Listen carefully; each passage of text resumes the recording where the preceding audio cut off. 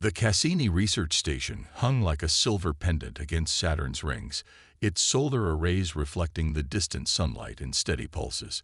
Inside, 23 of Earth's brightest young minds worked alongside their mentors in what was humanity's most ambitious youth science program. At 16, Sarah Chen had already developed 3 patents for zero-gravity crystallization.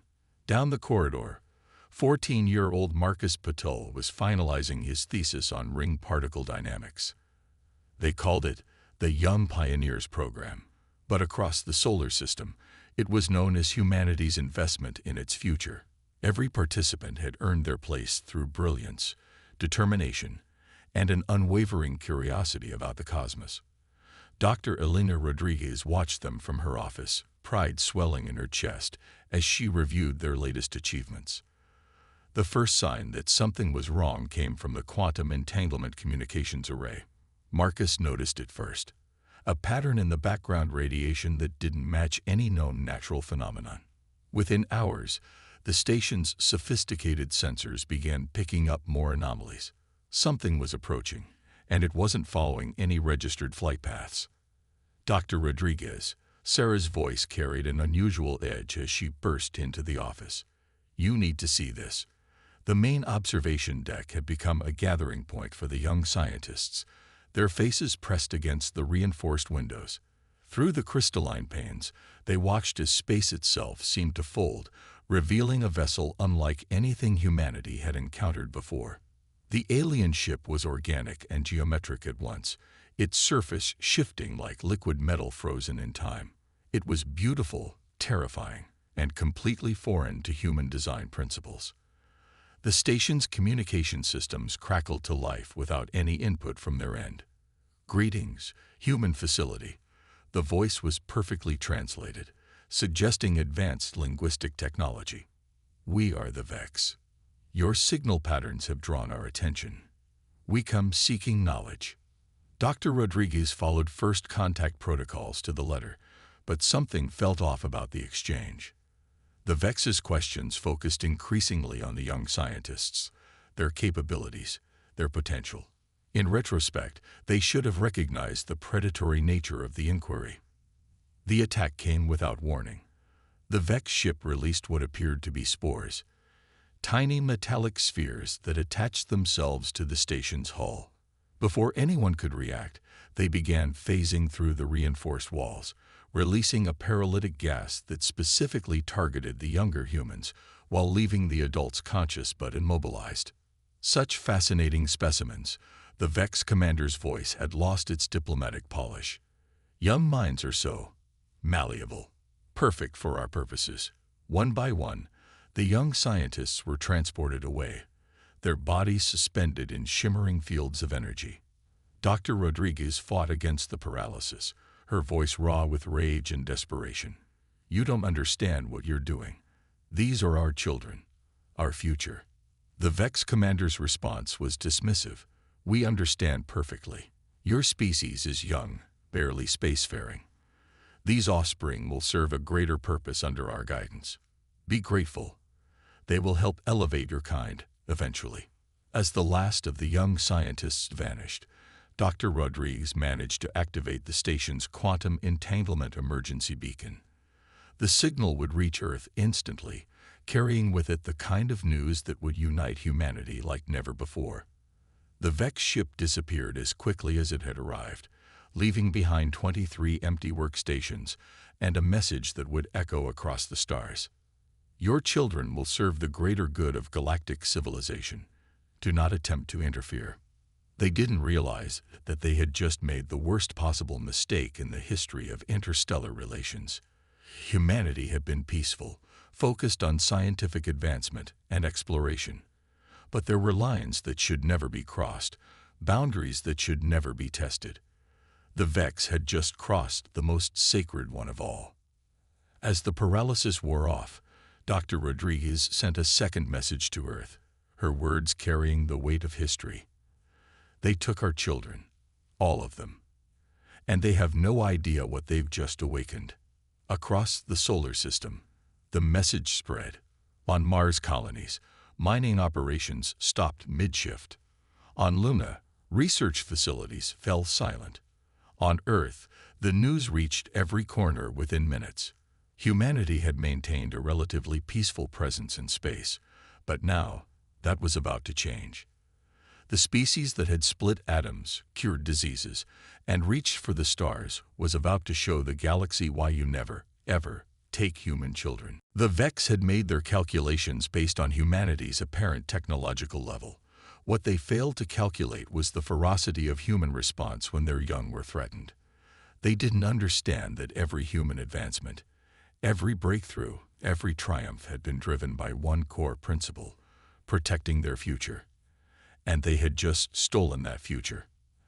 As the Vex ship sailed through the darkness between stars, its precious cargo secured in stasis fields, the young scientists were already beginning to stir.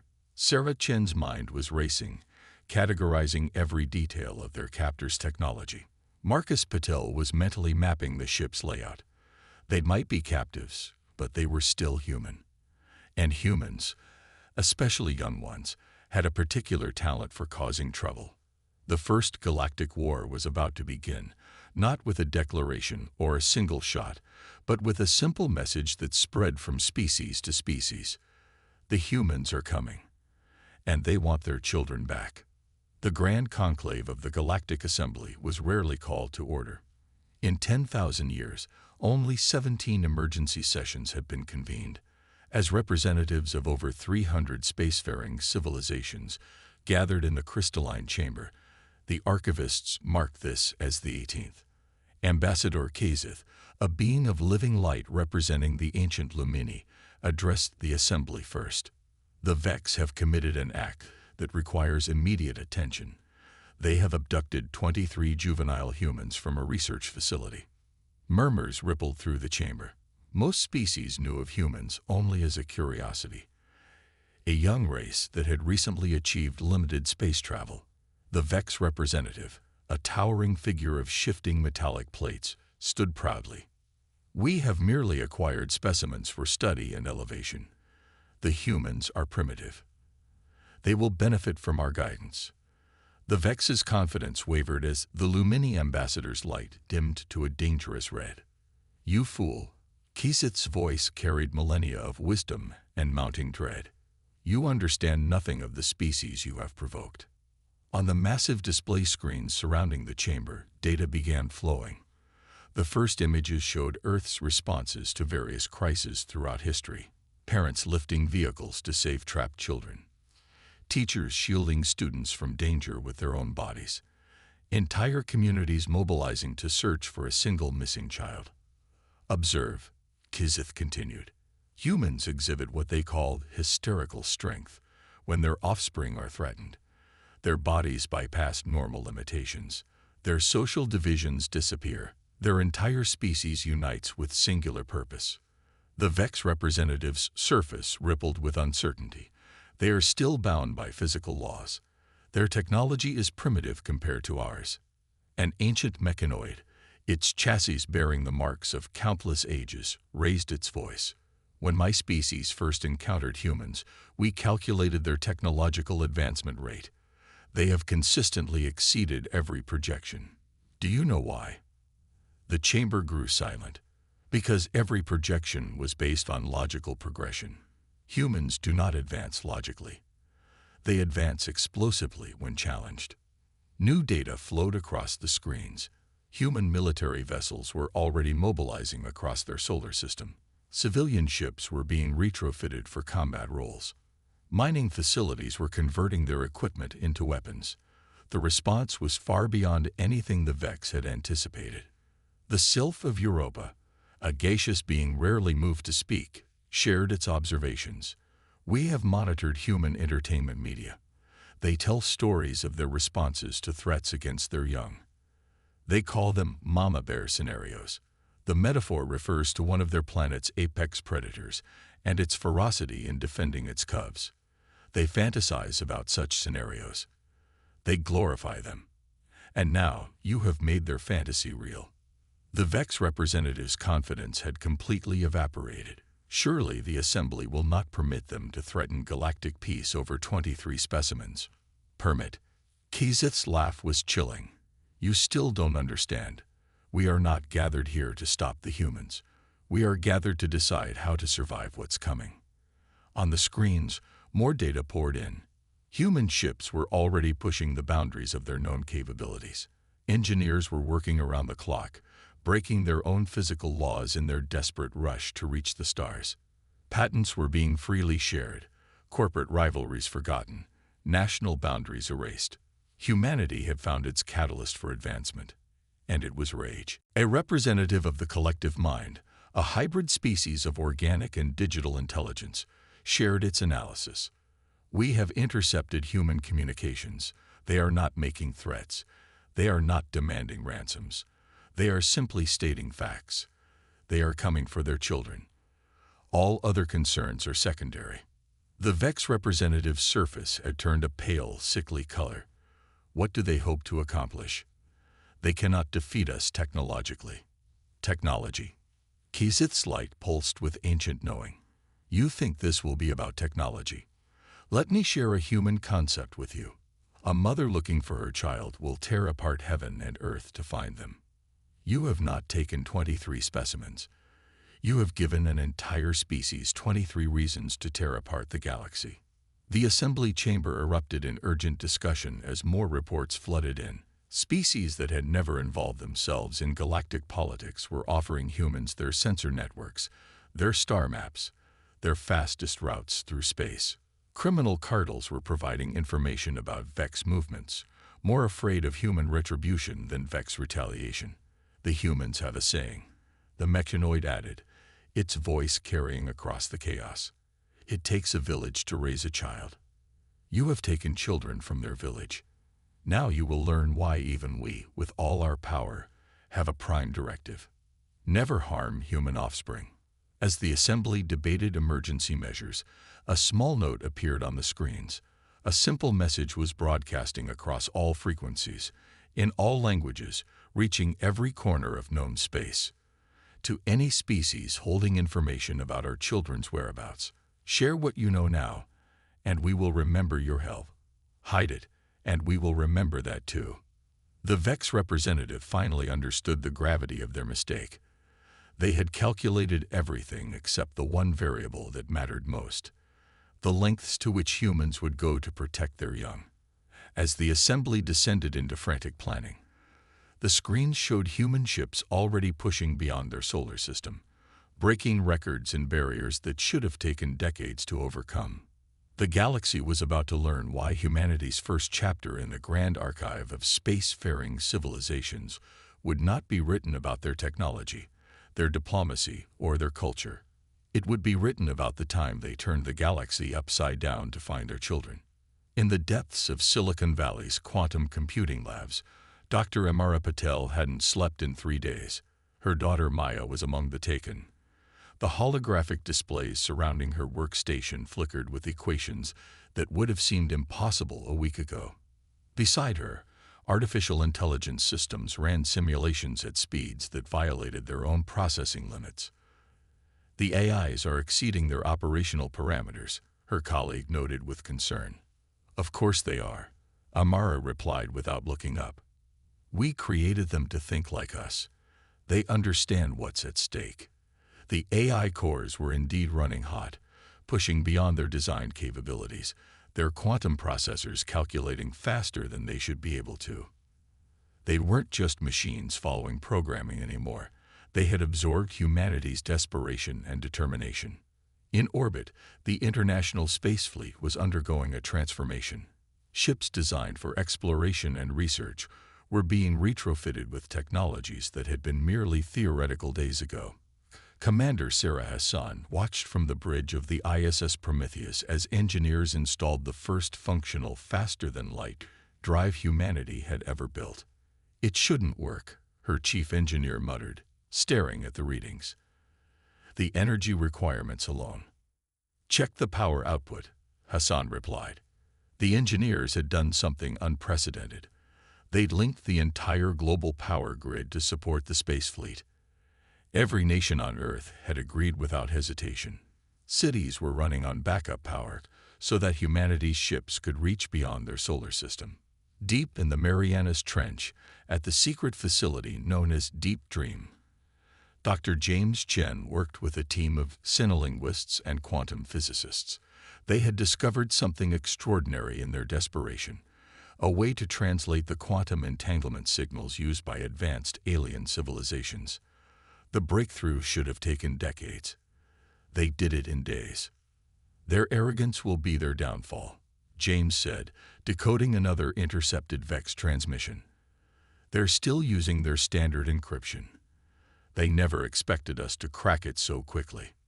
The messages revealed more than just coordinates. They showed fear. The VEX were beginning to realize that their prey had become the predator. At the lunar colony's Enhanced Propulsion Laboratory, test pilot Captain Miguel Rodriguez prepared for humanity's first faster-than-light jump. The ship hummed with energy borrowed from 3 continents. "Ground control, this is Pathfinder 1. His voice was steady despite the unprecedented nature of his mission. "All systems are untested. All theories are unproven. But we are go for launch." The response came from Houston, Moscow, Beijing, and New Delhi simultaneously. "Godspeed, Pathfinder 1. Bring them home." As Miguel's ship disappeared in a flash of light that shouldn't have been possible, quantum sensors across the galaxy registered the event. The VEX scientists monitoring human space nearly crashed their systems, double-checking the readings. Humans had just jumped to faster-than-light travel, bypassing centuries of expected technological development. In the VEX ship's holding cells, the young scientists were proving to be far more troublesome than anticipated. Maya Patel had already decoded the base linguistics of VEX technology, while others were demonstrating an uncanny ability to understand and manipulate their captor systems. "Their neural patterns are impossible," a VEX researcher reported to the ship's commander. "They're learning and adapting faster than any species we've studied. And they're coordinating somehow." The commander reviewed the security feeds with growing concern. The human children appeared to be playing simple games, sharing basic stories, engaging in what looked like casual conversation. But something about their behavior suggested deeper purpose. They were too calm, too organized, too prepared.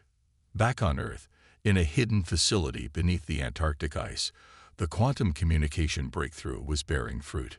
Dr. Elena Rodriguez, still carrying the guilt of the initial abduction, worked with a team of physicists to establish the first human-made quantum entanglement network. The system would allow instant communication across any distance, a technology that should have been centuries away. "They thought taking our children would give them leverage," Elena said, watching as the network came online. "Instead, they gave us something far more dangerous, a reason to stop holding back."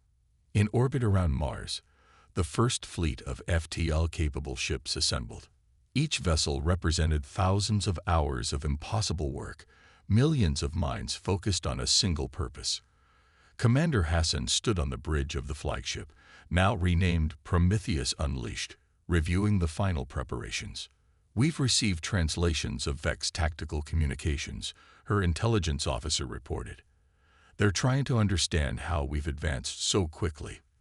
Their scientists are afraid." "Good," Hassan replied, her voice carrying the weight of every parent, teacher, and guardian on Earth. "They should be. Because they're about to learn something about humanity that we ourselves didn't even know until they forced us to discover it." "What's that, Commander?" "That everything we've achieved as a species, every invention, every discovery, every step into the cosmos, has been us operating at a fraction of our potential. Now they've given us a reason to see what we're really capable of." As the fleet prepared for its first coordinated FTL jump, quantum sensors detected something unprecedented. Other alien species, far more advanced than humanity, were clearing paths through their space. Trade routes were being emptied. Defense systems were being temporarily powered down. The galaxy was making way for a force it had never seen before. Humanity, unchained from its own limitations, driven by the most powerful force they knew, the need to protect their children. The VEX were about to learn that their greatest mistake wasn't in taking human children. It was in assuming that humanity's potential could be measured by their current achievements. They had failed to understand a fundamental truth. Humans were not limited by their technology, but by their reasons to advance it. Now they had given humanity the ultimate reason, and the chains were coming off. Maya Patel sat in her holding cell, seemingly absorbed in studying the patterns of light that danced across the Vex ship's organic walls. To her captors, she appeared to be another docile specimen, fascinated by their superior technology. They didn't realize she was decoding their entire computational language. Subject demonstrates expected behavior, the Vex observer noted in their log. Like most primitive species, they appear mesmerized by advanced technology. What the Vex couldn't understand was that Maya had already mapped their entire neural interface system. The patterns weren't just lights. They were code data, the underlying language of Vex technology. And she wasn't just observing. She was learning to speak it. In another section of the ship, Sarah Chen appeared to be teaching younger children a simple counting game. The Vex guards watched with amusement as the humans tapped out rhythmic patterns on the floor, walls, and tables. They didn't recognize that Sarah had discovered something crucial. The ship's systems responded to harmonic frequencies. The younger specimens appeared to be engaging in primitive social bonding rituals. Another observer reported. None of them realized that every tap, every rhythm, was actually mapping the ship's resonance frequencies, finding its weak points, understanding its vulnerabilities. Marcus Zhang, the youngest of the group at 12, had turned their daily exercise period into what looked like a game of tag. The Vex permitted this physical activity, seeing it as a way to keep their specimens healthy. They failed to notice that every chase, every running pattern, was actually a careful mapping of the ship's layout, its security patterns, its blind spots. Their play behaviors are consistent with our studies of primitive species development, the Vex chief scientist reported to the ship's commander. They seek comfort in familiar activities. The commander reviewed the footage with growing unease. Something about their captive's behavior seemed too organized, too purposeful. But every scan showed nothing unusual. No weapons, no tools, no signs of resistance. Just children, engaging in what appeared to be coping mechanisms. What the Vex couldn't comprehend was that these weren't just any children. They were humanity's brightest young minds, chosen for their ability to solve impossible problems. And they were doing exactly what they had been trained to do. Observe, analyze, understand, and overcome. In her quarters, Dr. Elena Rodriguez's daughter, Lisa, spent hours drawing what appeared to be random patterns. The Vex cataloged it as artistic expression common to developing specimens. They didn't realize she was creating a detailed schematic of their quantum communication system, encoded in what looked like childish doodles. The children had established their own communication network, hidden in plain sight. Clapping games carried coded messages. Song lyrics contained encrypted data. Even their sleep arrangements were a form of communication. Positions that seemed random were actually a sophisticated binary code. The specimens appear to be adapting well to captivity, the Vex reported to their high command. They show no signs of the aggressive resistance we were warned about. They didn't understand that humans, especially young humans, had a particular talent for appearing harmless while being anything but. These children had been raised on stories of scientific revolution, of paradigm shifts, of moments when the impossible became possible. They weren't just waiting for rescue. They were preparing to assist in their own liberation. Maya had already begun subtle alterations to the ship's neural interface, changes so small they registered as normal system fluctuations. Sarah's harmonic mapping had revealed structural weaknesses that could be exploited with the right frequency. Marcus's running games had identified every possible escape route and emergency system. The Vex pride themselves on their ability to analyze and predict behavior, but they had no framework for understanding human children, beings who could turn games into weapons, songs into algorithms, and apparent submission into calculated resistance. In what the Vex designated as their education chamber, they attempted to begin the elevation process, introducing the children to what they considered basic concepts of advanced civilization. The results were not what they expected. The specimens are displaying unusual learning patterns, one educator reported with concern. They appear to be grasping concepts far beyond their expected capability level. What they were actually witnessing was reverse engineering. Every lesson, every demonstration, every piece of knowledge the VEX shared was being systematically deconstructed and repurposed. The children weren't just learning. They were building an arsenal of understanding. As humanity's fleet drew closer, guided by the quantum communications breakthrough their parents had achieved, the children of Terra were preparing for their moment. They had turned their prison into a classroom, their captivity into research, their games into guerrilla warfare. Something is changing in their behavior patterns, a VEX guard reported, watching as the children gathered for their daily recreation period.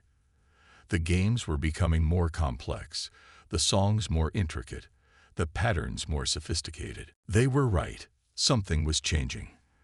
The children had detected the quantum signatures of approaching human ships. They knew rescue was coming, and they were preparing to show the galaxy why humanity's greatest strength wasn't its technology or its determination, but its ability to adapt, to learn, and to turn any situation to its advantage. The VEX had wanted to study human potential. They were about to experience it firsthand, unleashed by the very specimens they thought they could control. The children of Terra weren't just prisoners. They were humanity's secret weapon, and they were armed with the most powerful tools in the universe: curiosity, creativity, and the inherited legacy of a species that had never learned to accept impossible odds. The VEX commander stood on the bridge of their flagship, watching as impossible readings flooded their sensors. Human vessels were approaching from multiple vectors, using technology that shouldn't exist. But that wasn't what truly terrified them. It was the silence. No demands for surrender. No threats of retaliation. No ultimatums. Just the inexorable approach of a species that had somehow compressed centuries of technological advancement into days. Report from the education chamber. A subordinate announced, their metallic surface rippling with anxiety. The specimens are singing. In the holding areas, 23 young humans had begun a synchronized performance that echoed through the ship's corridors. The VEX recognized it as a simple Earth melody, something called a lullaby. They didn't realize it was also a countdown. Maya Patel's fingers danced across the neural interface panel she'd been studying for weeks. With each note of the song, she sent tiny commands into the ship's systems. Sarah Chen's harmonics research had mapped every resonance frequency. Marcus Young's running games had located every critical junction. Now, those pieces were coming together. In the quantum realm, Dr. Amara Patel received a signal that shouldn't have been possible, a message from her daughter, transmitted through the VEX's own communication network. It contained complete schematics of the ship, security protocols, and one simple message: "We're ready, Mom." Commander Sarah Hassan stood on the bridge of the Prometheus Unleashed, leading the first wave of humanity's response. The fleet had been joined by vessels from a dozen alien species, all of whom understood what was about to happen. They weren't there to help. They were there to witness. Multiple quantum signatures detected, her tactical officer reported. The VEX are trying to call for reinforcements. They won't come, Hassan replied, reading the latest intelligence. The galaxy has chosen its side. On the VEX ship, the children's song reached its crescendo. In perfect synchronization, they activated the changes they'd spent weeks preparing. Maya's code infiltrated the neural network. Sarah's harmonics began to resonate through the hull. Marcus's mapped weaknesses became critical failure points. The VEX commander watched in horror as their supposedly superior technology began responding to human commands. Doors sealed. Systems were routed. The ship itself seemed to be turning against them. How? They demanded, their metallic form shimmering with disbelief. Their children. Through the ship's speakers, Maya's voice answered, "Did you think we spent all this time just playing games? We're the children of Earth. We solve problems. It's what we do. The human fleet didn't need to fire a single shot. The Vex ship's own systems, reprogrammed by their captives, began an orderly shutdown. Security fields collapsed. Emergency protocols activated. The children of Terra had turned their prison into their instrument. As the Vex stood paralyzed by the impossibility of their situation, they received a transmission from the human fleet. Dr. Elena Rodriguez's face appeared on their screens, her expression carrying the weight of every parent in history who had ever fought to protect their child. "You thought taking our children would give you power over us," she said calmly. "Instead, you gave them the opportunity to show you exactly why humanity values its young so highly. They're not just our future.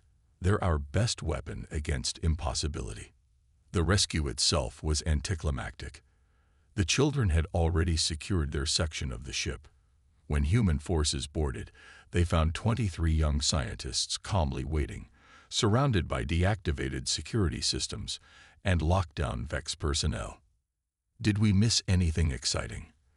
Marcus asked as his parents rushed to embrace him. In the aftermath, the Galactic Assembly convened again. The Vex representatives stood trial not just for kidnapping, but for violating one of the universe's most fundamental laws, one they hadn't even known existed until they broke it. Ambassador Kizith addressed the assembly. "Let this be recorded in the Great Archive. From this day forward, all spacefaring civilizations will understand that humanity's children are not to be threatened, not to be taken, not to be underestimated. They are protected not just by their parents' strength or their species' determination, but by their own remarkable capabilities." The human children returned to their studies at the Cassini Research Station, now protected by a defense network provided by a dozen alien civilizations. The Vex were confined to their home system, their fate a warning to any who might consider similar actions. But the greatest change was in how the galaxy viewed humanity. They had expected to witness a military response, a show of force, a violent revelation of human nature. Instead, they saw something far more impressive: the true power of human potential, unlocked not by weapons or threats, but by necessity and ingenuity. Years later, when young aliens asked their parents why humans were treated with such careful respect, they were told the story of 23 children who defeated an advanced civilization not with weapons, but with songs and games and cleverness. They learned that humans were dangerous not because of their technology or their strength, but because of their infinite adaptability and their absolute commitment to protecting their future. In the end, the Vex's greatest contribution to galactic civilization was unintentional. They had proven that humanity's greatest strength wasn't in their ships or their weapons or their determination. It was in their children, who carried within them the seeds of unlimited potential, waiting only for the right moment to bloom. The galaxy learned 3 vital lessons. Never underestimate human ingenuity. Never threaten human children. And never, ever assume that you understand the limits of human potential.